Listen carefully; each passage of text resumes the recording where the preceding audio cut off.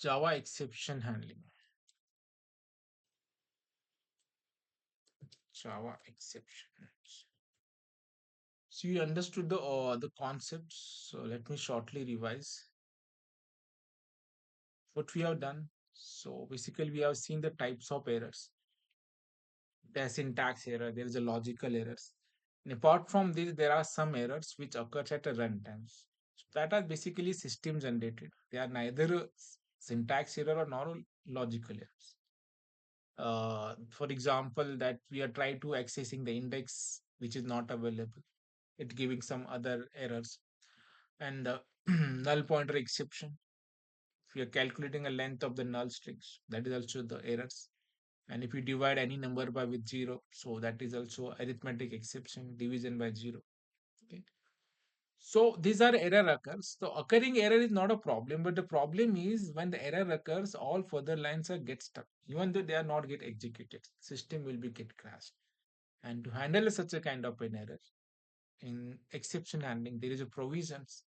You can protect that code by having the system errors with the help of try catch block. Okay. So this try catch block allow us to handle that kind of an errors and keep all further lines set to get automatic executes. So that we have seen. And apart from this, we have seen if you know the specific errors, what kind of error it going to throw, then you can write that errors. Like it is an arithmetic related, or it is an index bound out exceptions. So, but keeping this thing is quite difficult or hectic. Okay. Because if there is some other error occurs apart from this, then also we are getting exceptions. So the better option is use an exceptions, right? So that will automatically handle any exception whichever may occur at runtime. These are better options. Okay. Now there are some other keywords is also there. They're like a finally keywords and the throw keywords. That today we are going to see about this. So let's type me some exception.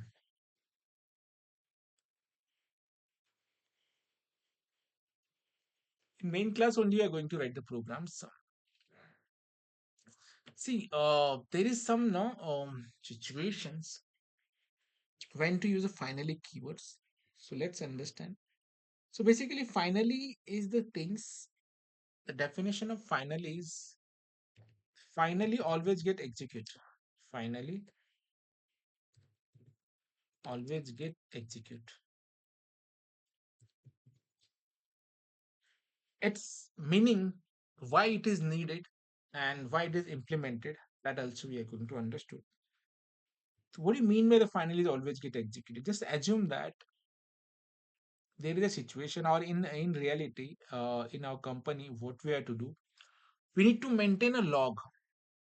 So which file is accessed by which user and when it is accessed and who is accessed by whom it is accessed by. So we need to maintain a log. So that is a compulsory for us. So that assume that we are trying to maintain that log. So let's see. I'm doing some calculation here. Assume that an integer a is equal to something or any error we can generate. Like consider the name string string s is equal to. Try to understand the situation why we need a finally blocks. And finally always comes with a try catch only. It not directly comes. So let's assume that we have some string here, right? So this strings, and we are printing this length and all that things. Means if you're running these programs, and even I want to maintain the log, so just achieve this. Let me print some log means some conditional masses. So let me write file accessed. File accessed. AWS, AWS, AD, something. Okay. If I run these programs, that absolutely fine. It will run. Okay. Length you are getting, even the file is accessed. So something log is printing. So this is fine. It's not a problem. If programming is working properly, the log is get printed. But sometime error occurs. Let's assume that now this is an error. If we try to print that thing, so then exception occurs, null, and it is throwing an error, null pointer exception. And just because of the exception occurs, we're not able to printing that log. So this is the problems. So we know there is an exception handling. So let's try. So I'll put it in exception handling. Try blocks, right? And opening and closing bracket, catch, and right here exception a is wise. So this a. So we know that we are getting an exceptions, and then the catch block is get executed. So let me write here. And if I run these programs, yeah, now if you observe that file access, that log is get printed, though the exception is occurring. Perfect. You're understanding two scenario. The one scenario without error, file is get accessed. The second things exception occurs, so the file log is not printed. So what we have done is we done the try catch blocks, we handle that exception, then we are accessing file means the log is get printed. But now assume now there is a no error. Then where is that file access log? You're not able to printing a log. So let's do one thing. Then print it here. Now print. It is working. Okay. It is working. Right. And again assume that there is an error. Now it is not printing. Means there are situations, sometimes error occurs, sometimes not, sometimes both works. But depending on things, the log is not maintaining. We need such a thing which will execute at all the situations, whether error occurs or not occurs. And for that, there is a finally block is made. The use of finally block, as I already defined and above, this file is always get executed. See, now we have an exception. Still, this file is accessed, and though we don't have an errors, still that file will be get executed. Caring. So this is use of final block. Okay. So this is why the finally block is used. Getting only understanding the things is not important. Why it is made and how to implement. And finally, block it not come alone. It always comes with a try catch block. And after catch block only we write the finally, not before or not directly. Okay, fine. Let's now use some the next keyword about that I told yesterday, and that is nothing but throw. Okay, and sometime key like there is a compulsory use that throw keywords, or sorry, compulsory it is to write in try catch blocks. So let me give on some errors when to use a throw keywords. We'll come to know. So let's try phr the throw keywords. There is a one concept in Java that we are going to study the later on, but as of now just understood. If you using that methods, so there is a may chance to have an errors. Like there is a thread class, thread dot, there is a method called slip. And let me pass something here, 1100. See, this method compulsory telling us two things. If you take the cursor on this, it either saying add a throw declarations or surround with the try catch block. Okay? There are two options. Either you can handle that errors or else you can use a throw keywords. Okay. So this is very things, useful things. When to use a throws and when to use a try catch. We know the try catch, but I'm not using try catch. I'm using a throw a declaration. So you can find here. Error is there is no error. And what we are doing, we are throwing that errors, throw interruption exceptions. Either you can say the exceptions. If we don't know the specific, throws exceptions. So this means that any errors occurs, just throw it out. Okay. Let's me print some method here. After 1 second. After 1 second. Right click, run as Java applications. After 1 second. So this is basically a times and that defines. So let me write this 1000. You can observe that we'll get the output after 1 second. Okay. Let me tell you that. We are going to study the threading details.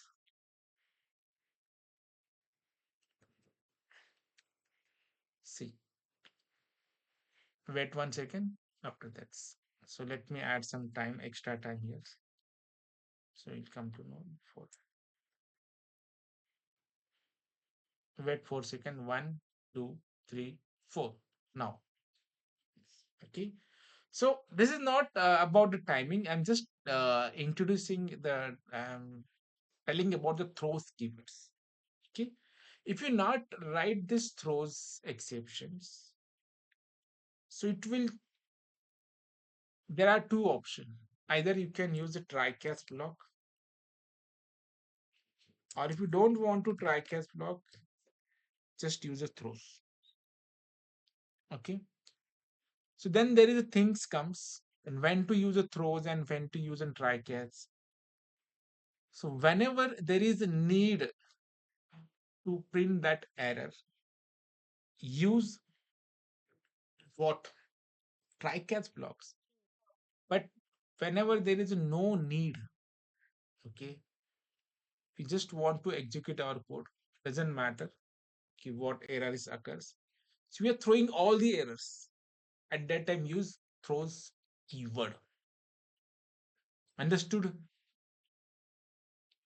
Okay.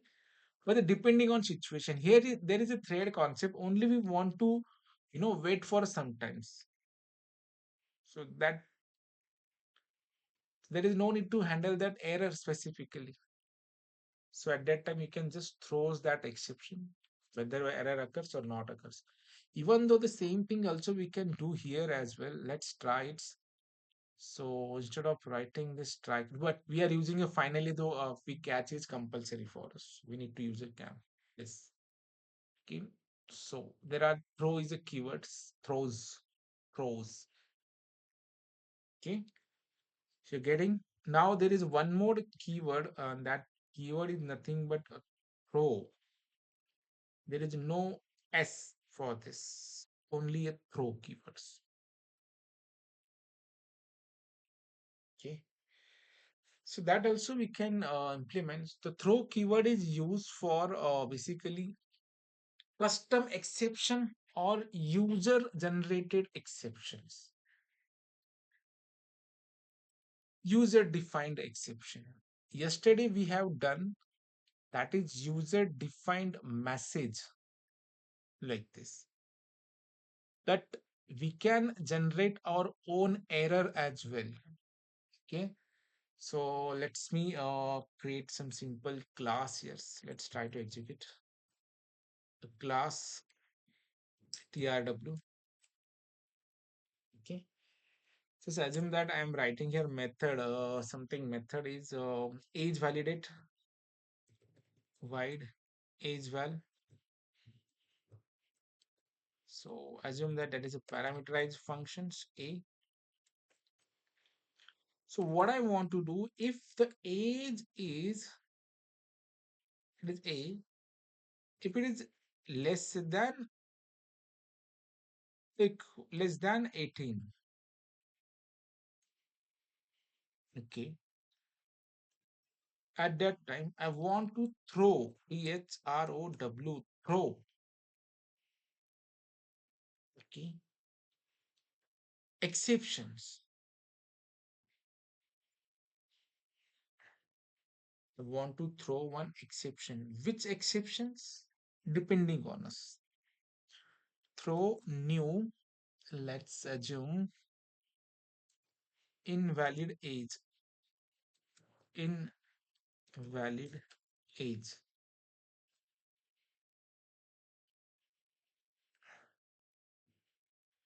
Compile.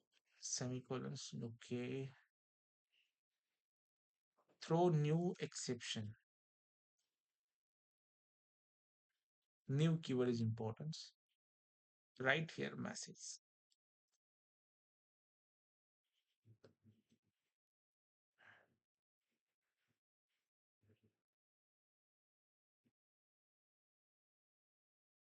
Okay. We need to use simultaneously because now this program is throwing exceptions and that must be get handled. So with the help of throws, we are handling that exceptions. Okay. But this exceptions is user defined, invalid age. Okay. It is not a system defined errors. We are generating our own errors. Whenever there is an age issue, throw exception, and that is nothing but invalid age. Now, how to access this method we know very well. We have to create an object trw t is equal to new trw, right? Capital T, capital T, and call this method t dot age. And suppose pass some parameter and passing of 12, 15. So now if you try to run these programs, you'll come to know there is an error occurs. And what error, if you observe, what is the error that is? Invalid age. It is not system generated error. We are forcefully generating this error. So this is known as a custom errors, customization. We can write any error. We are generating a throw new exception like invalid age. When to throw exception? Whenever we having this. Else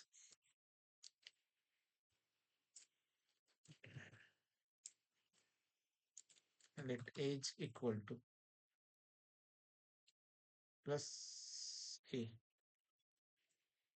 If we now try to run these programs and if you pass a proper error here, like 25 or 35, you will get proper age. Okay. So that means this function is throwing errors. So it is our compulsory for us to handle that errors. Try and catch.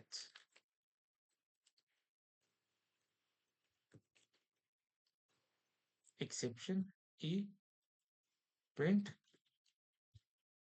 E. Now let's me add some wrong error here.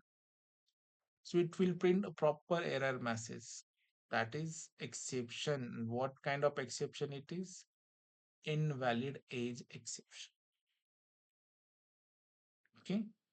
So depending on us, we can customize that error also. Okay. There is a difference between a throws and a throw. The throw keyword is used for custom exceptions and throws, whichever having a S, it's throwing exception without catching. Okay. And it is for generating exception, it is for throwing exception. Only the one letter is difference. Don't be get confused. So there is a difference between the throws and throws. throw is used for customization exception, customize exception, and throws is used for throwing exceptions. Don't catch, just throw it. Okay, got it? Okay, so this is a thing is pending regarding to the exception handlings. So we have done with an exception handling. So basic understanding, you must understand why we need exceptions, because there are such errors which may damage all the further lines. Handling such error is important. So that's why using try catch blocks. You can use the one try with a multiple class or multiple try catch block at the same times. That is a possible, it's not a problem. And the second things, there is a finally keywords. Why we need a finally keywords? What's the problem without finally? It will print if the error is also passed. I mean, it print in all the conditions. Either error occurs or not occurs. So for that, we need a finally keyword. And if there is any need to print a customized message or customize errors, then you have to use the throws. The throws is used for just throwing error without handling it.